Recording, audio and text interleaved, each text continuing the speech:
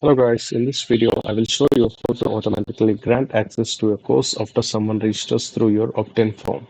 Let's walk through it step by step. First open your funnel editor, find the page that contains your form and click on edit page.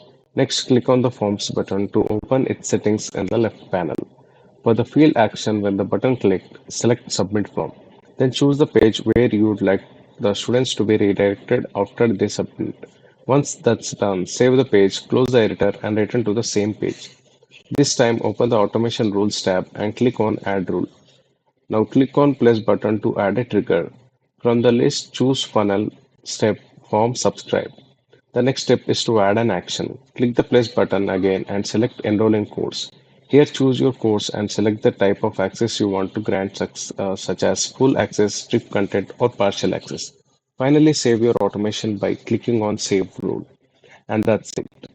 That's how you create grant permission to your students. If you want System.io free plan, the link is in the description. And if you have any doubts, please leave a comment. Thank you guys for watching.